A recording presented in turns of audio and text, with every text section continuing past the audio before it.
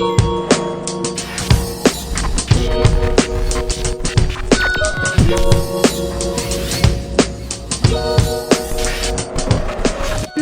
we brought together 3 dynamic women already making history in law and technology and entrepreneurship. But before we get started with our panel discussion, I'd like to introduce you to some of the women of BYP that are facilitating this event tonight. We'll have our moderator, Ms. Raven Harding, communications specialist, Victoria Mahi, and membership committee member, Sunny Johnson. We want this to be an interactive, productive, and fun experience, so we highly encourage that you use the chat feature. Victoria Mahi, our communications specialist, will be monitoring the chat for us this evening. But before we dive into this discussion, I'd like to share just a little bit more about our moderator for this event. Raven is currently serving as secretary for BYP. She is a proud Southern Methodist University alumna with degrees in public health, psychology, and is currently serving as a healthcare professional in DFW, specializing in clinical research. Overall, Raven has a heart for service and a passion for helping people. And she too is a woman that we cannot go without acknowledging for her progress as an uplifting example in our community. So without further ado, I'd like to introduce you to your moderator for this evening, Ms. Raven Harding.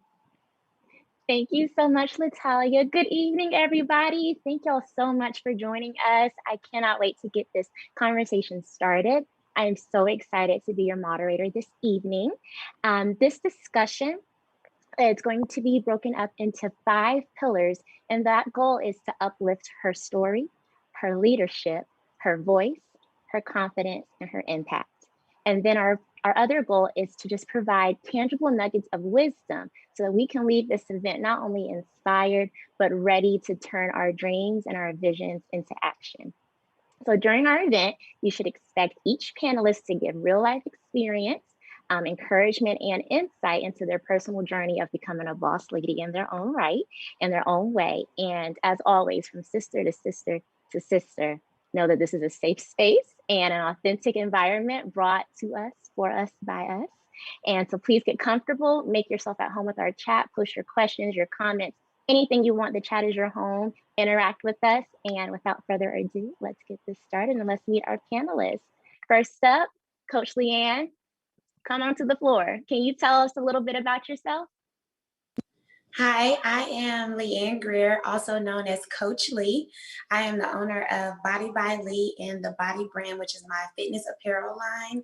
I am based in Dallas, Texas, but I serve women all across the globe, bringing super fun, effective workouts, and just helping women redefine themselves and rediscover that confidence that sometimes we miss out on as women. As we pour into everyone else, I just help them pour right on back into themselves. So my brand is all about self-love and just bringing women together to create an environment for growth and just to let our light shine.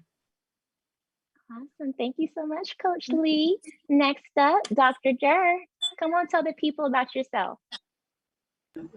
Sure. So hopefully you can all hear me okay. Good evening, everyone. I'm excited to be here. I'm a PhD data scientist, and I work currently as a consultant in the AI and automation space. And so I am up here talking about tech, obviously, in my journey to where I am. I've worked both as an independent consultant and I work full-time for an organization. So I have my own business, plus I work for a business. So I can share a lot of insight about, the journey to do both and how to manage that as well. But I'm excited to share kind of how I got to where I am now. And my background is pretty interesting too. I don't come from academia and I got my PhD at 30. So it's also exciting to talk about that journey as well. So I'm here to represent, and I'm excited to share my perspective. So thank you for having me.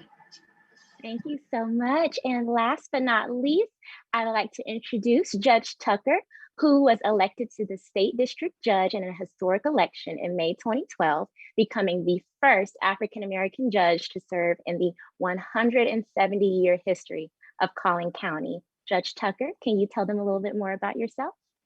Yes, thank you, Raven. Good evening, everyone, and thank you for having all of us. I'm so excited about being a part of this panel with just awesome women.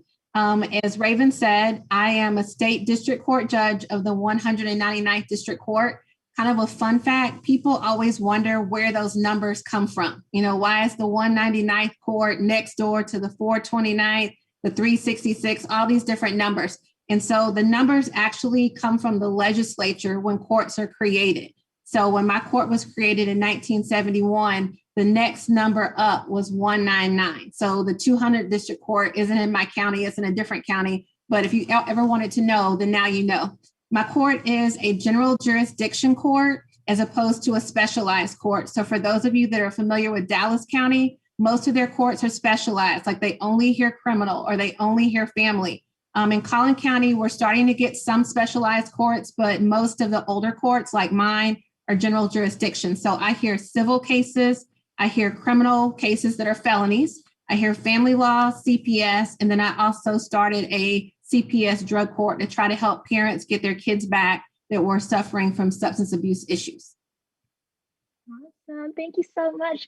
Let's just give a little round of applause for all this Black girl magic on the line right here. I'm so excited to dive in. So ladies, y'all ready? Okay, so the first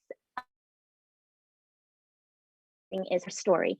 So by the time we meet somebody who's already made impactful history in their respectful industry, they're already successful. So we want to dive into your story and your experience and get the tea and the lowdown on how'd you get to where you were today. So I'm going to start with Dr. Durr. So my question for you, Dr. Durr, is can you share with the audience your story of how you accomplished to be where you are today and the challenges that you had to overcome being a woman of color within your industry? Yeah, so this is actually a topic I love talking about for sure.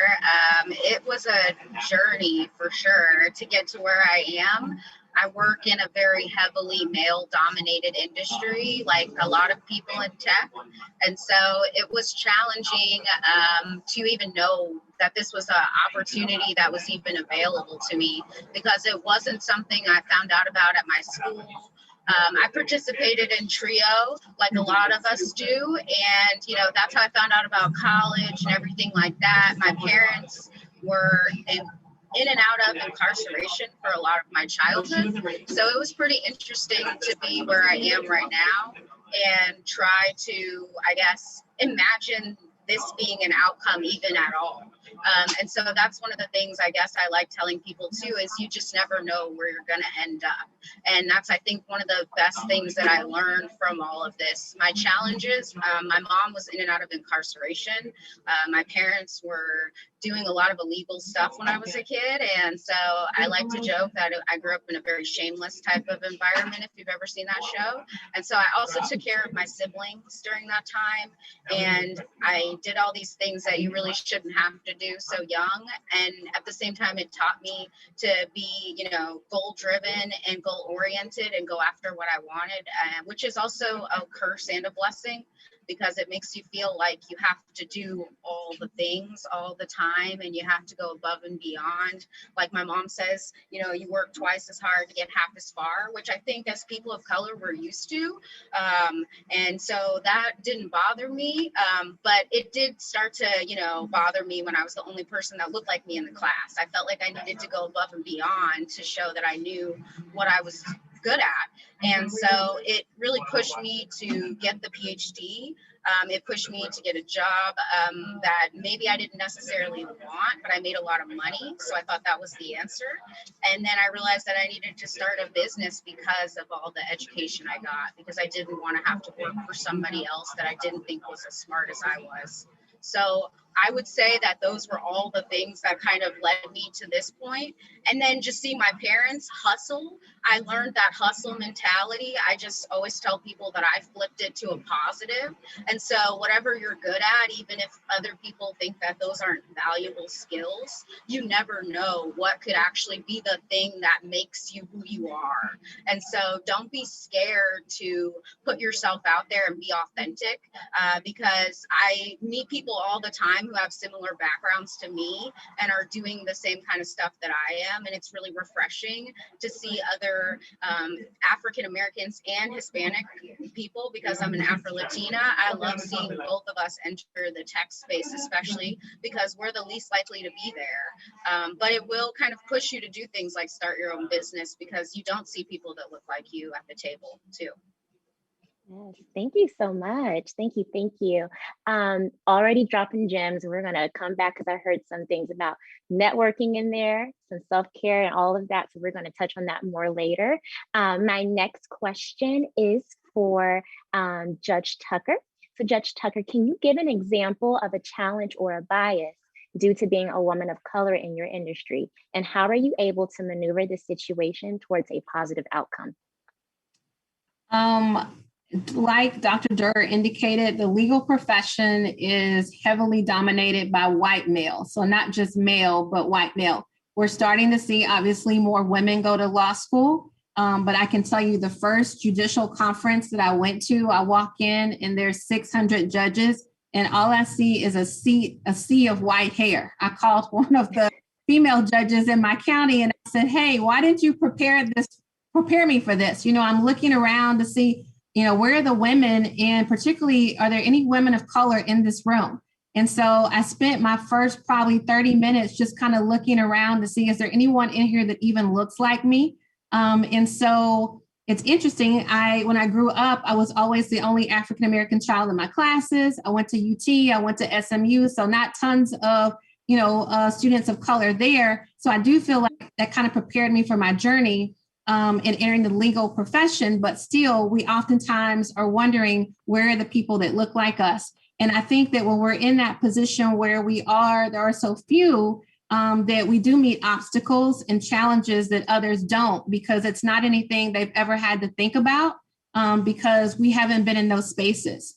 So like my first judges meeting, they were planning what's called bench bar, where there's a weekend of all the lawyers and all the judges. And so they had always played this game of the judges would turn in their baby pictures and the lawyers would guess who the judge was.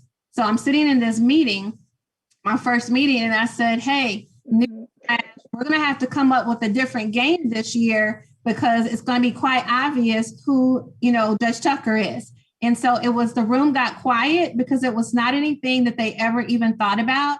And so it can be something as simple as that, just being in that space and kind of bringing it to their attention that we have to think differently now because we have to kind of diversify, as well as Dr. Durr indicated, when we're in a professional setting, I feel like as a woman of color, we oftentimes get challenged differently and more.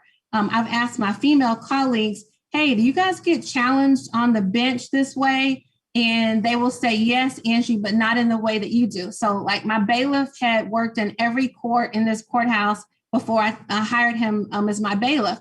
And we were here a few weeks and he finally said, Judge, I've never seen a judge get challenged by lawyers the way that you do, you know, or to tell me they're so surprised at how smart I am, which is a backhanded compliment. And so I think, as Dr. Durr said, as Black women, we always have to be ready to let it roll off our back and maintain professionalism. And as she said, always have the highest standard. So for me, I know that people lower their standards for me. I set high standards and my goal is always to exceed those standards because I know if I'm meeting my own, then I know I'm just wearing them out, you know, and so that's the way I think that we have to look at it. I look at everything as a challenge and not a negative.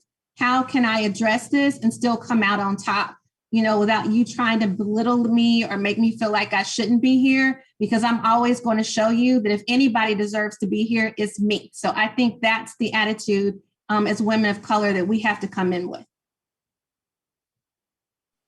Thank you so much. That is just wonderful.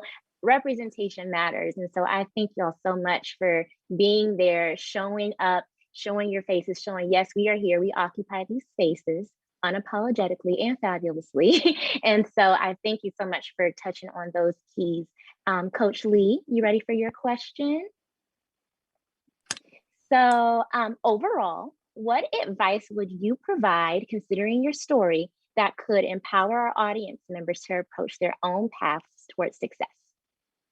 Okay, I think what's the most important thing that I can give to you guys is to remember that everyone won't be for you, and they're not supposed to be. Um, it's it's very strategic and specific about who's supposed to have their hand on your blueprint. So focus on the people who are there for you, and don't worry about the people who are not. In the fitness and health and wellness industry, it's almost like we live in two different worlds.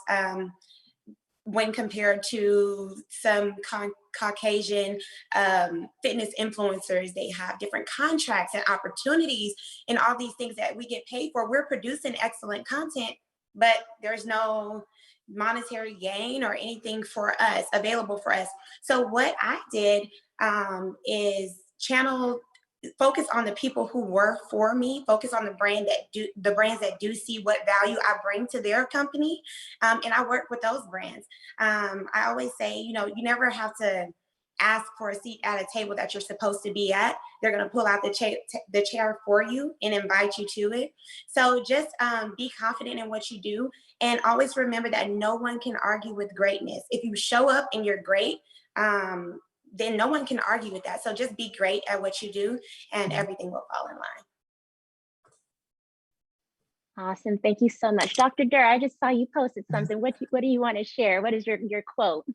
Well, just going along what you were saying, Coach, I always say some people are in your life for a reason and some people are in your life for a season. So know the difference between people that are supposed to be there for a while and some people that are just supposed to come in and out of your life.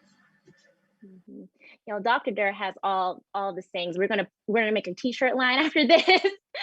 Whenever we met before this, you said something else. I'm like, we need to put this on a t-shirt today, and we're gonna monetize this. But so ladies, before we move on to our next section, I kind of want to dive in a little bit more with this, your story, your background. So a commonality between all your three stories is the fact that you are a woman of color, you're a Black woman, and you are in these spaces that are not traditionally, that before you were there, were white spaces, right? White male spaces. So how do you come into these spaces when you have critics and people here trying to undermine you, or try to dim your light a little bit? So what kind of techniques do you have to do to prepare yourself to, you're great, you're great, but these other people that you're taking their space, and maybe they're intimidated, maybe they're scared, maybe it's all of the above. What do you do to really put yourself out there and ignore the haters? So I'm going to go to Coach Lee. What do you do? For me, I don't personally put my energy towards any of that. I literally, in my field of health and wellness, I just let my results speak for themselves. All I do is put it out there. You cannot argue with that. So again, letting greatness just speak for itself. I do work twice as hard. Often I'm going off 3 hours of sleep so I can stay up and study and see how can I be better? How can I get these results faster? And how can I encourage more women and reach more women and change the way that obesity kind of plagues the minority communities? That's my main focus. I focus my energy on that, and every time I just end up coming out on top. But that goes back to what Dr. Durr was saying, just work twice as hard, and Judge Tucker as well, just being great and working harder.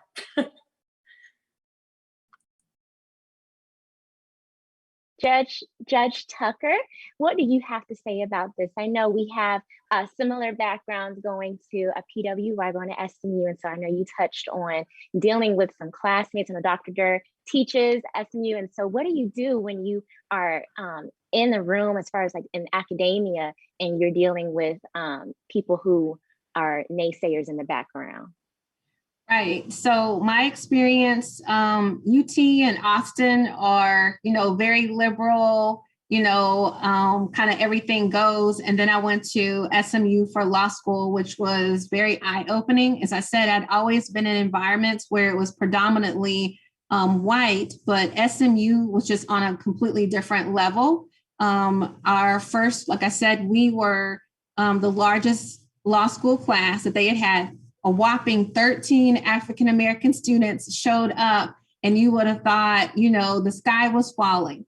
And so the students, Caucasian students, weren't happy that we were there. They would say, my friend couldn't get in because you got in. And I'm like, hey, we had to, take the LSAT. We had to have good grades. Everything that was required of you, we had the same requirements. No one less than that. And it was kind of that field that, they just allowed us to be in.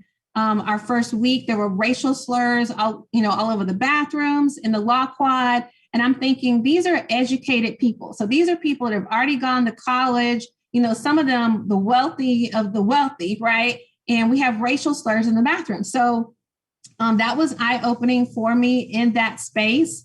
And then I had shared with Raven that I got to my classroom, and when you're a 1L, in some classes, your seats are assigned. And so I walked in, and there was a white male, and he told me that the only African-American women he had ever been around were his maids, his nannies, obviously to degrade me and make me feel like I didn't belong. So I just looked at him and I said, well, aren't you in for a treat this semester? And I just sat down. And so I was like, you will not intimidate me, because I know how hard I've worked to get here. I deserve to be here just as much as you do. And, in the old days before fraud, our grades were posted by Social Security number. I know for you young people, you're going to go, oh my gosh. So you would go outside your professor's door, and there weren't names. It was just Social Security numbers, and you looked for your Social Security number.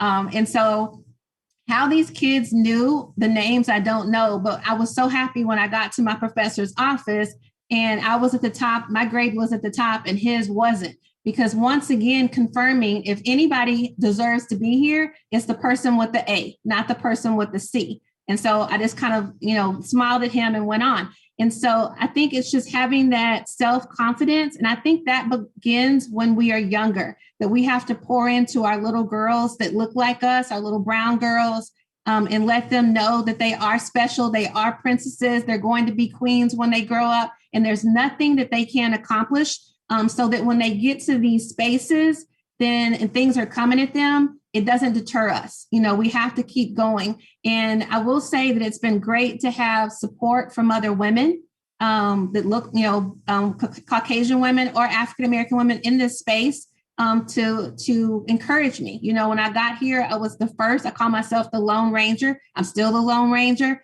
but the African-American judges in Dallas would reach out to me. Hey, Angie, are you okay? Do you need anything? Because they also knew in this space, I have to shine. My crown can never be crooked. My light can never go off. I have got to be on it 24/7. And so they were very supportive, as well as my judges here. So that was really helpful.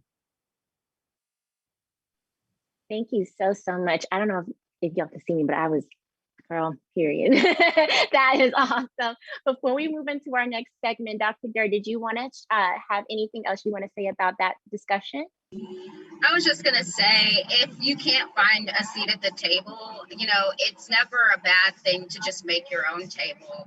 And to the point made earlier, if you have the resourcefulness and you're good at what you do, then your behavior is going to speak for itself. And so don't let you talk for yourself, let your work talk for you, when at all possible, I would say. Yes. As Coach Lee said, greatness, you can't argue with greatness. You can't argue with facts.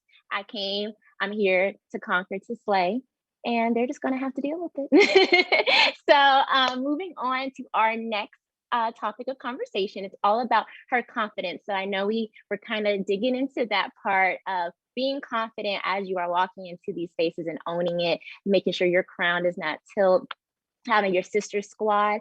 And so I kind of want to do a little digging. So I want to know, whenever I think of confidence, my mom and I joke about this all the time. We say, what is that theme song that plays in your head as you are walking down the street, your own personal catwalk, whatever it is, as you are going into that boardroom, going into that courtroom, whatever you're doing, presenting in front of large crowds of people who don't look like you. So what I want to know from everybody is your personal theme song that gets your confidence going. Coach Lee, tell me what yours is. Mine would be Girls Run the World by Beyonce with the little shoulder. Girls, we run this. Yeah. That always gets me hyped right before a big moment. So I love that. Yes. Well, girl, I thought it was going to be body, because I saw it in the back. We're We're gonna put girl who run the world girls. Dr. Durr, what's your song? What's your go-to song? I guess I'm the old spirit. Mine is always the Gap Band whenever I'm having a bad day or a good day. So I go with Outstanding by the Gap Band. I knew you were gonna say that. I was like, I bet she's gonna say Outstanding. I like that one. And Judge Tucker, what's your song? I'm probably the oldest on here. Mine is I'm Every Woman. Whitney Houston and Shaka Khan, the original. Shaka, old school. I asked, thank y'all so much for sharing. So for our audience members out there and our panelists, so we curated a little special playlist for this event tonight. So you can find it on our website. But what we're going to do after the event, we'll add our judges' songs up there too. I'm so sorry, our panelist songs up there.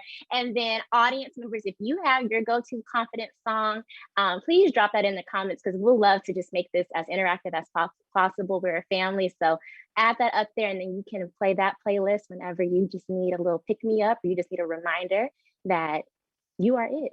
All right. So my first question, as we're getting into the HERconfidence section, is going to be for, let's see, Judge Tucker. So during your journey, what professional insecurities did you face and how did you overcome it?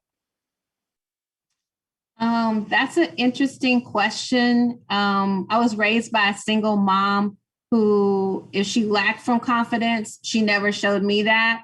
And she always just encouraged me to do my best, that second best was never going to be acceptable. And so I wouldn't say that I really felt insecure in the space, because I felt like I always was preparing myself. And I went to the same schools. That's one of the first questions that I think that as Black women, we often get when we walk into that space and they don't know you. They want to ask you what schools you went to, because to them, I think they're trying to once again bring you down. So when they hear I went to the same school they went to, or a better school than they went to, then they have to go to a different question. And so I think preparation is very important as we're on this journey. I think that there are oftentimes people that try to make us feel insecure, which is why I was speaking earlier about making sure that we are teaching our young girls and pouring into them so that they can stand against that when it comes, and we know that it's going to come. And because I've been in spaces where I was the only person of color, it hasn't really bothered me because I'm so used to it, as I'm sure many of you guys are as well. It just becomes second nature. I was at an event with an Asian American lawyer, and she walked up to me and she whispered and she says, does it bother you that we're the only women of color in the room? And so I looked around and I said, to be honest with you, I really hadn't thought about it. And I think we get so accustomed to it. It's just how we roll. And we are comfortable in our own skin. She obviously wasn't, because she came over to me. And so I just told her, I really hadn't even noticed, but it really doesn't matter. You are who you are. Like Dr. Durr said, you're going to rock in whatever role you're in, whatever room you're in. And so I just think encouragement from other women, perhaps, if you are feeling insecure. If I've had questions, I wouldn't call them insecurities. If I've had questions, like when I said I reached out to the other female judges when I first got here, hey, did the old male lawyers, they come at you this way, or is it just me? Because obviously we're always accused of being emotional, or how Black women are, that sort of thing. So sometimes I'm like, okay, well, let me have an internal check here. I'm like, is it me, or is he talking to me crazy? Right. And so when my bailiff, who's a white male, said, Judge, I don't know what's going on. I don't see them talk to other judges that way. I did kind of reach out to my female colleagues here and say, do you guys experience some of that? And they do, from some of the older white male attorneys, but not in the sense that I do. But as I said, I just take it in stride and handle it. But I would think that would be kind of the only example I would have as far as being insecure in my role, because I felt like this was a faith walk and that God put me here. And so because he put me here, I knew this is where I was supposed to be. So nothing really deterred me after that. Yes, thank you so much. As you were speaking, I just think about, how do you take those risks?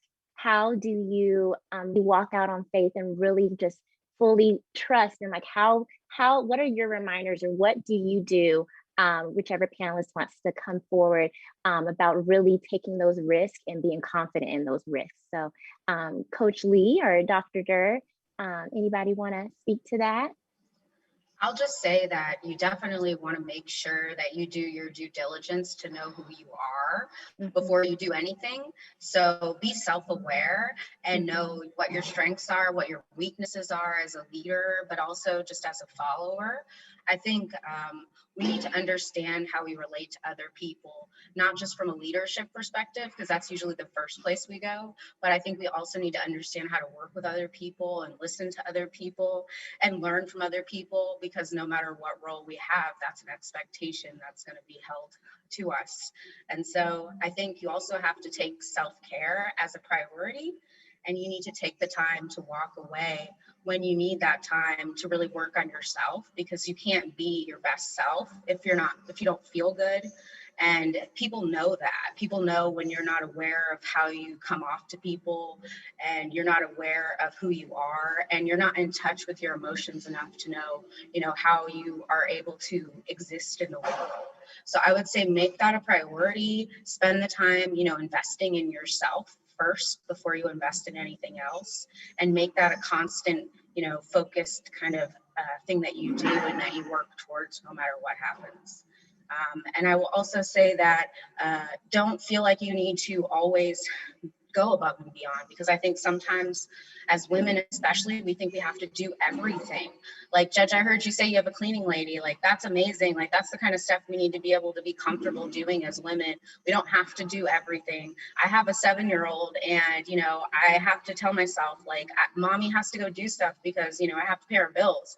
And so you can't feel bad about making sure you make the time for what you need and outsourcing the things that you don't have time for too. Don't be scared to outsource.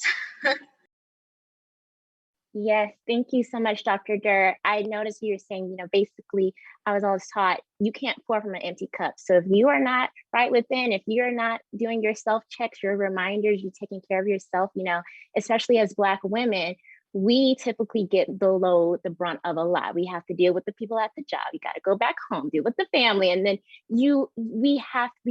they put the label on like the strong Black woman, but we're human, right? And so yes, we're great, fabulous, Black girl magic, but we're also just human. And so we need to make sure we're resting, we're normalizing rest, and that you can still be your boss self, but in order for you to be your best self, it requires some internal maintenance, physically, spiritually, emotionally, mentally, just making sure you do that maintenance.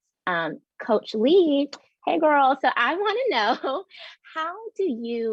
so basically, a big buzzword recently is, imposter syndrome. We are confident we're getting in these spaces, but sometimes it doesn't click all the way. Like, oh gosh, am I really supposed to be here? But you are internally, right? And so, how do you admire someone else's success without doubting your own self-worth and overcoming imposter syndrome? I think the big thing here is going to be to draw a solid line between admiration and comparison. If you stay away from comparison, because comparison truly is the thief of joy.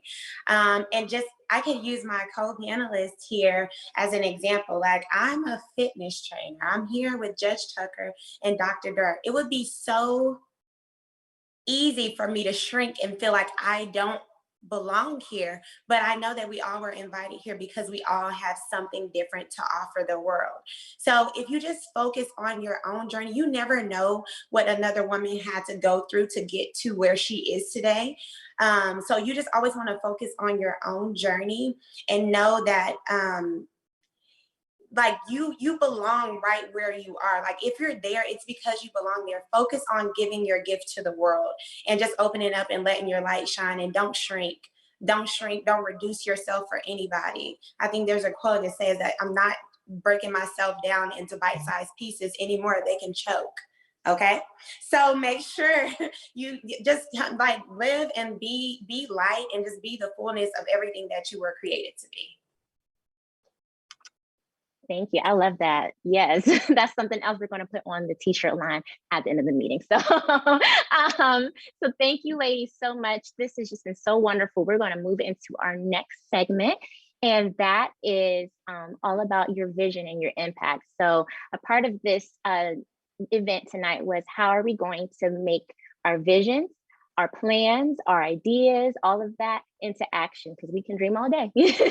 But we have to, faith without works is dead. So we have to put that work in, we have to do what we have to do. So before the event started, we had our audience members, a lot of them kind of put in the chat, some things, their 2021 vision. And so what do they want to see basically manifest from this Women's History Month to next Women's History Month? So I pulled some of the more common themes that were going on. So I'm just going to ask you guys, just what are your tips? What are your advice on how we can take these visions and really turn them into reality? So the first one is, how do you make a bold career change? Like, can I get a show of hands?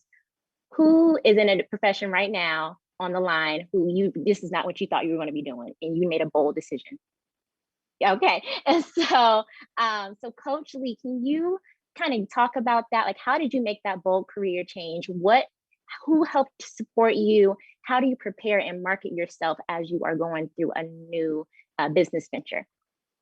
Okay, so I started as a biology major in college, wanting to go to medical school. I graduated with a degree in biology, and I knew that I wanted to help people, but I wasn't sure how. So while I was figuring out how I can help people, and I decided not to go with traditional medicine because it just didn't align with my beliefs and everything. So I went to work in the insurance industry, and I was an adjuster for about 6 years.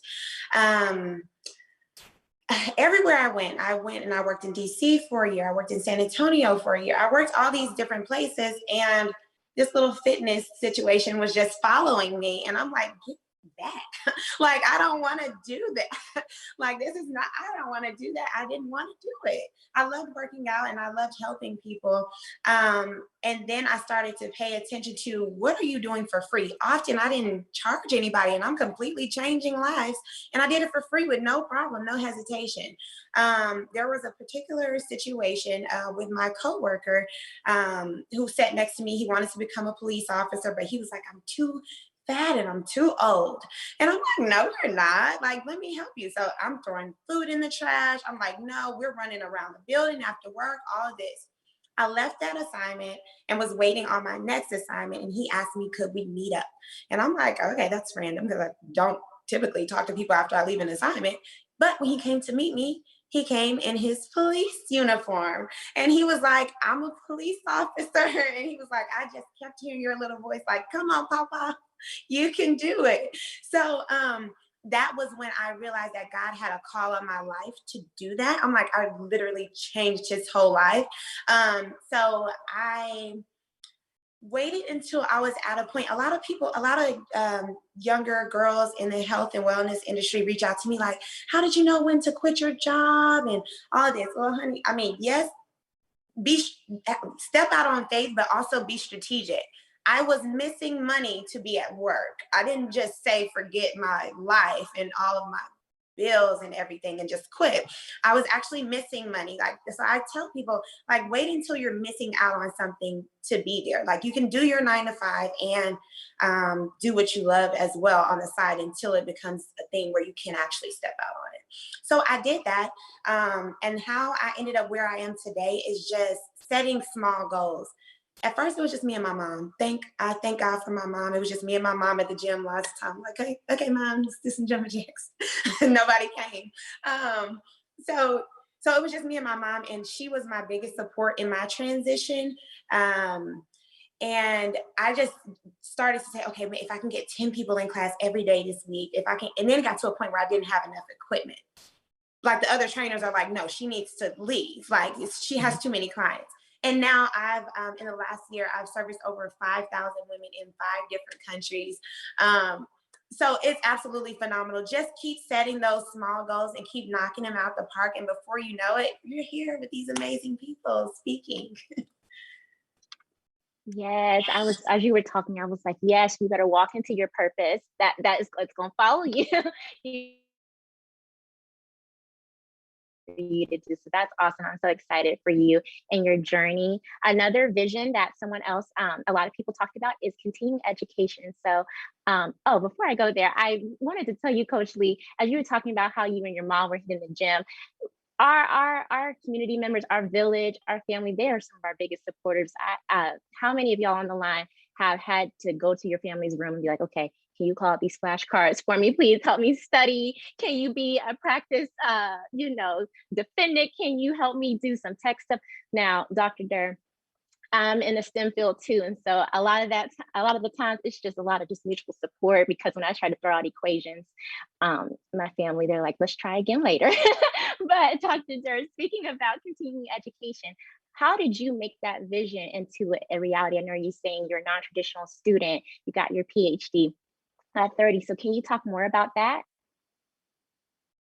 Sure. So I graduated with my PhD at 30. So I was also a very young PhD student, which for those of you that don't know, most people get their PhD way late. And so that was another interesting part of it that I didn't really know, because I just thought you like go to school and you finish. I didn't really have anyone to compare it against. So I was there with a lot of older people too. So it was cool in some ways because I go along with older people, but at the same time, it was definitely harder to feel. That was just one more way that I felt like I didn't belong in the space. So for me, it was just not being scared to work hard, and then also going across knowing yourself. During my time in education, it was so valuable that I went to higher ed, because I would have never gotten all these learning disabilities diagnosed that I had, because growing up, as a poor kid of color, you don't really get the same experiences. And usually if you have problems in school, people just assume you're bad. And so when I had issues growing up, people just assumed I was stupid or I was just bad. And so I compensated a lot. And at a certain point, I hit a wall. And so, don't think that because you have whatever circumstances going on around you. I mean, I was going through a divorce. You couldn't, there were so many bad things going on at the time that you couldn't have asked for more things to go wrong. I lost my job. There were so many different just things going on in my life, but I just kept that in my frame of reference as my goal. And throughout it all, I just kept that focus and that drive on that one vision of me walking across that stage. And you have to go in with a vision, like a actual physical vision in your mind. You have to see yourself accomplishing that, getting that degree or doing whatever it is. Make that a priority. And if it means not enjoying yourself, just continually remind yourself about that goal at the end of it. And it doesn't matter how long it takes you. Don't be scared to go after it. But at the same time, don't think that education is the answer to all your problems, because it is not. And if you're a poor kid that comes from nothing like me, I learned the hard way that education can also be a hindrance, because I have 6 figures of student loan debt. And that's with scholarships paying for my school and everything, because I didn't have anybody to buy me a car. I didn't have anybody to buy me a place, get me a place to live when I needed it. I was making minimum wage. I was working 3 jobs making minimum wage. So, when people tell you go work hard and save, I did all that stuff. And it didn't make a difference, because, nobody in my family has generations of wealth passed down, unfortunately. So it just didn't work out like that. And so I think sometimes we envision that education is the answer, but if you don't have a goal from all of that in mind, it's not going to solve anything. So don't just go to education because you think that's the solution to everything, because unless you really know that that's going to make or break you as a professional, don't stress yourself out. Don't feel like education is a differentiator for knowledge. It just shows that you know how to work with the system and, take advantage of that system and get to an end point. That's all it shows. You can do that in a variety of different ways.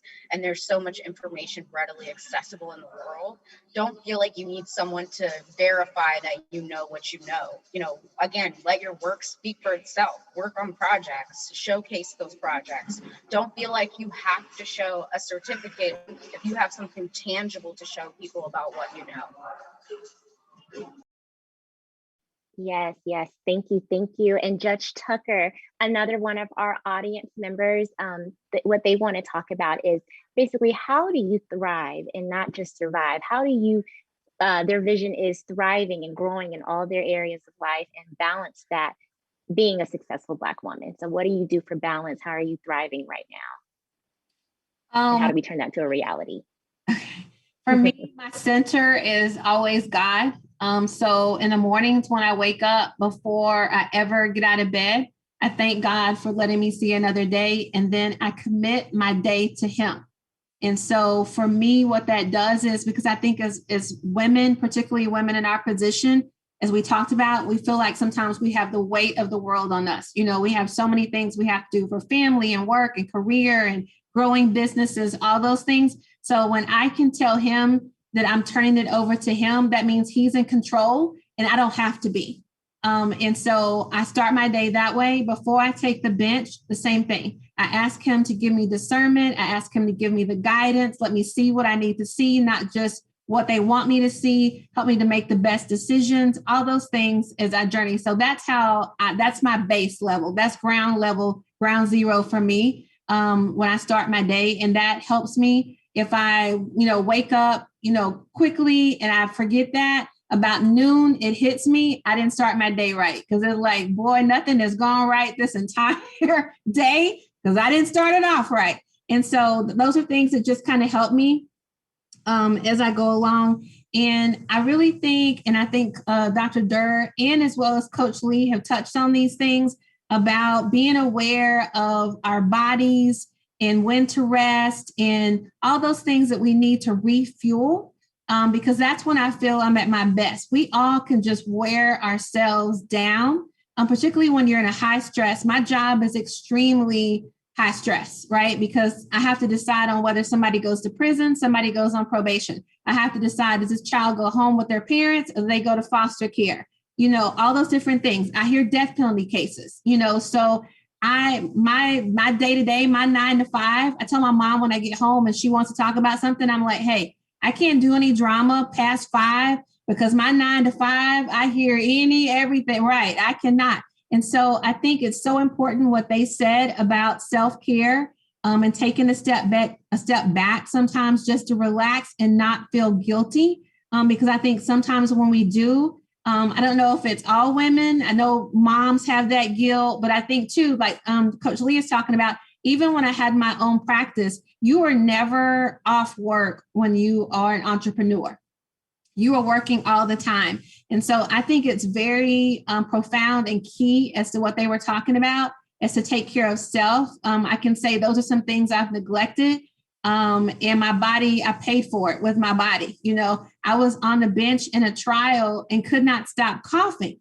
And I was like, boy, this is really annoying. So I leave, I go to the doctor in the middle of this trial, take a recess, run to the doctor. She says, you have pneumonia and you're like 1 day away from the hospital. And I'm like, but you don't understand. I'm in the middle of this trial.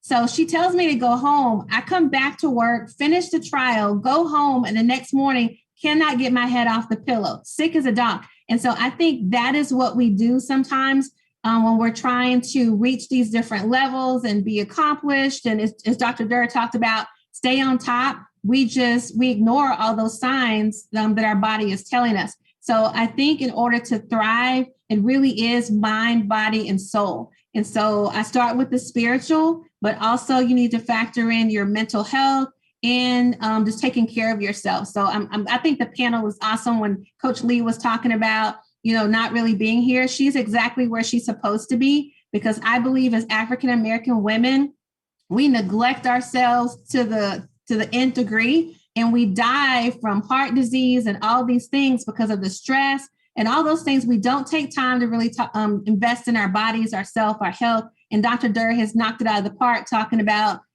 self help, taking care of ourselves, loving on ourselves. So I think that's the way we thrive, and no matter what profession we're in. Thank you so much for saying that, because I'm hard-headed and I know I needed to hear that personally, because burnout is real. And, again, what use are you to somebody else if you're not even there for yourself? And so definitely keep showing up for yourself, taking care of yourself. So on the topic of self-care, what do y'all like to do for fun? What do you do to de-stress? Dr. Durr, what do you do for fun? For me personally, I like to journal. I like to read. I like to go take dance classes. I like to go try new restaurants. I'm a foodie, so I'm always trying some new kind of dish. I also make time every day for a little bit of physical activity. So I would say that's one of the things I like to do for sure to de-stress. I think one of the best things you can do for de-stressing, and it doesn't sound as fun as you would think, but just go take a walk and, take in, the city or the town that you live in. And you'd be surprised sometimes how that really has an impact on the rest of your day and what you're doing. So I think we all have to have some things that are fun that we do that aren't for money. So for me, that's dancing. But make sure you take care of yourself going along those same lines and have some outlets. Don't feel like it has to always be the hustle 24/7. We've kind of reiterated that, but it's really important. I don't think enough of us realize that we don't have to be the super amazing person that does all the things and has no actual hobbies whatsoever. Like, what is your hobby? The thing you do that doesn't involve money, that doesn't involve drive, that doesn't involve your education. Like, have a hobby, a real one, for sure. Yes, Coach Lee, what do you do for fun? What is your de-stress? Okay, Dr. Dirk, call me out, why don't you?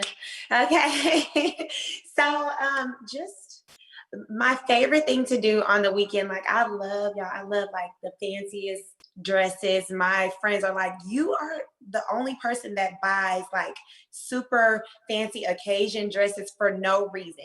I'm gonna get dressed up so fancy. Let's go to the fanciest restaurant and let's have a good time. Like, I love going to new restaurants, all the nice restaurants. That's my thing. And it's quite frankly the only thing I have time for. So I've learned from the panel today that I need to get a little bit more balance.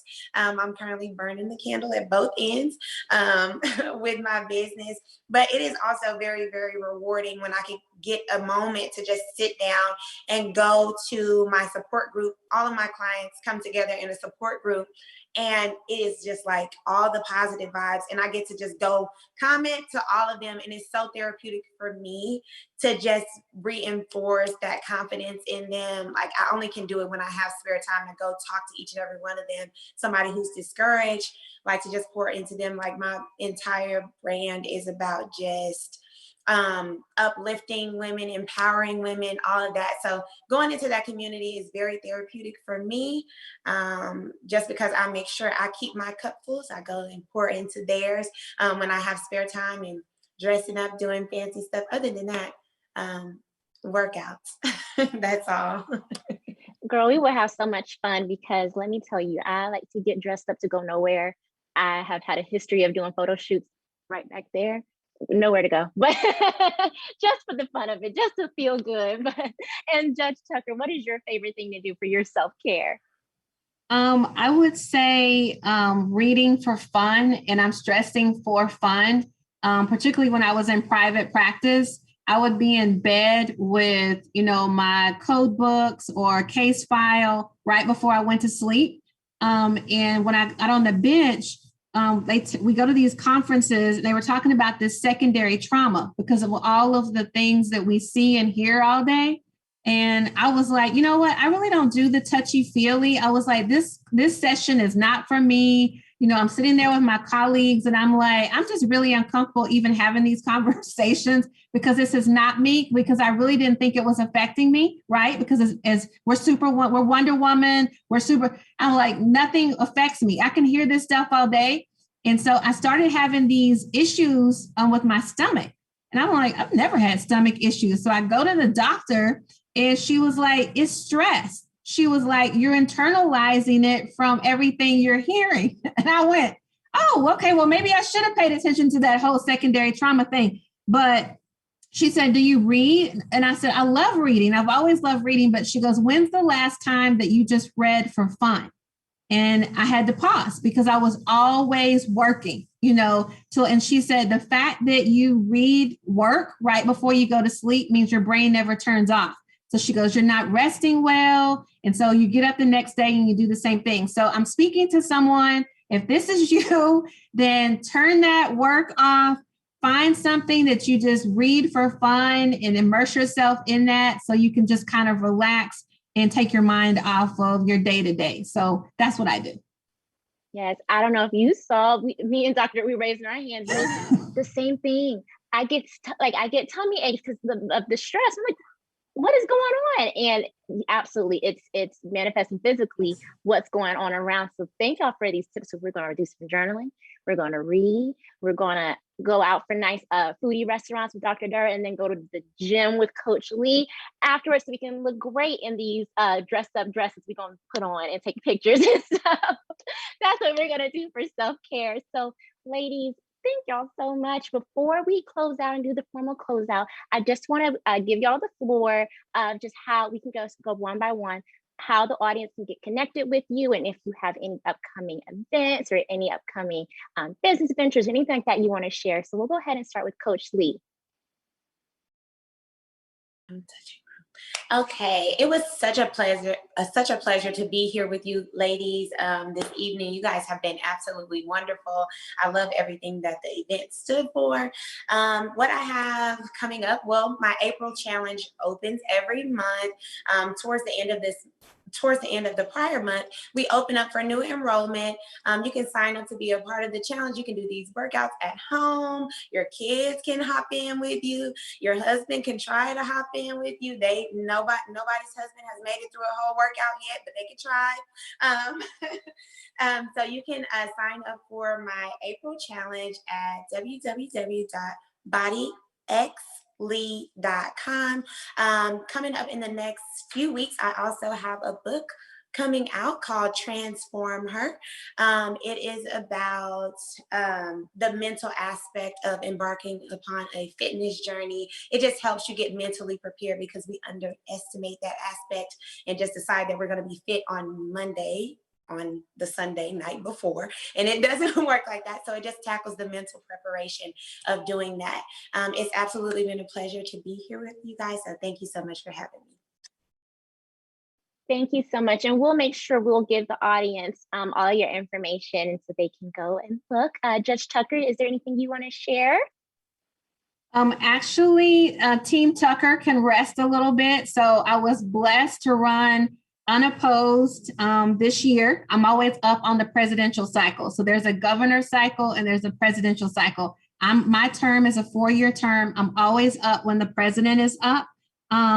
So you guys have 3 years to rest before I start calling you saying, okay, it's time for Team Tucker to get ready to walk and hold signs and all those things. But as far as my day-to-day, if you all have interest in the law, or you have children that maybe want to intern in the summer or come up and watch, I have kids that come shadow me. I have adults that want to shadow or see what's going on. It's really important that we learn what's going on in these spaces. So anytime you want to come up, I have a family week or a criminal week. You can come up, or kids in the summertime when they don't have school, they can watch trials and that sort of thing. Or, just to kind of learn about the process, because we see it on the back end on TV. I think it's really important that we learn how this really works in the courtroom and how we can be more engaged, particularly if you get a jury summons. Please, Black and brown people, please don't try to get out of jury duty. I am sometimes blown away if I have 3 Black people on a panel of 100 people. And then a lot of times they don't want to serve. And we need you in those spaces. We need you on grand juries. So please, please, please consider doing that if you get the summons. Thank you for having me. Thank you so much. And last but not least, Dr. Durr, anything you want to share? Sure. Well, thank you for having me, of course, too. And it was a pleasure to share the space with these amazing ladies. And thank you again. So I want to share that my organization, Data Ready, is always looking for volunteers and interns. If you're looking to work with a nonprofit that's focused on utilizing data and related technology for the purpose of innovating at scale in the community space specifically, that would be us. We're a digital nonprofit, so reach out. All of our opportunities are done digitally, so that's really unique too. And then if you are looking for any consulting in the AI and automation space, hit me up there too. That's my full-time paid for someone else gig. So if you need any consulting help, or if you even need, if you have questions about entering the data or AI or related tech spaces for yourself or other people, you can also reach out to us about that too. Connect with me on LinkedIn. That's the best way, the fastest way to get in contact with me about anything professional. And then feel free to share my email for anybody that wants to reach out to me that way. And I'm happy to answer any questions, but it was a pleasure. And oh, I also just found out today that I was nominated for 2021 Dallas Business Journal Woman in Technology of the Year. So hopefully I get that. But yeah, Dallas Business Journal. So that's exciting too.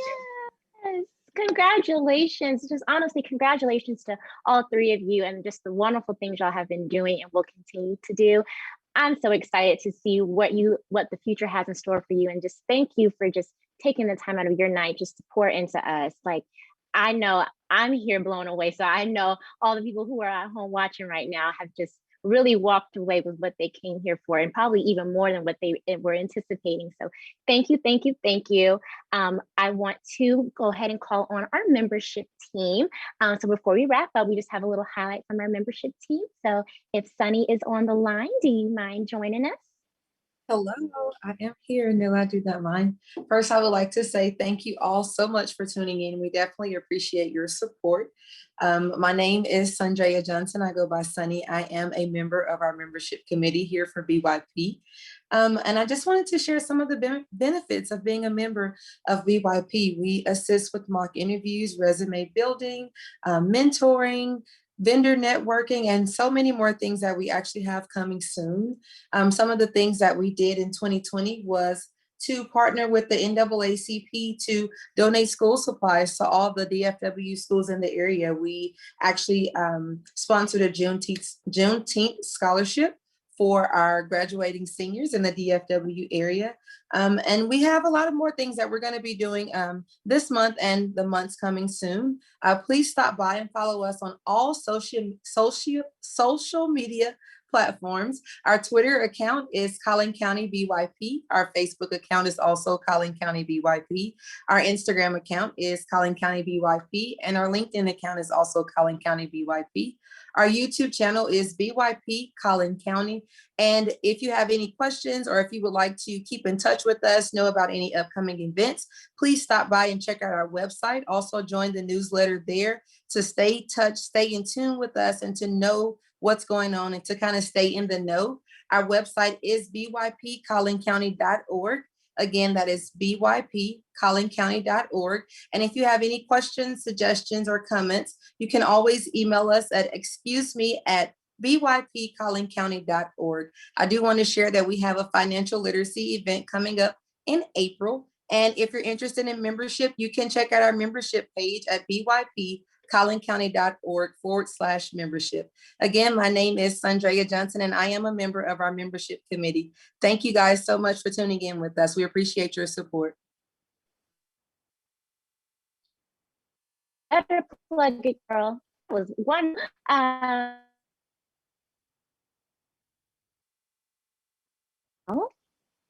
Okay, thank you, Sunny, so much. You plugged that really, really well. I don't know if I had some tech difficulties right there, but just again, thank y'all so much for your time tonight. Thank you to our panelists. Thank you to our audience members and our supporters and our family.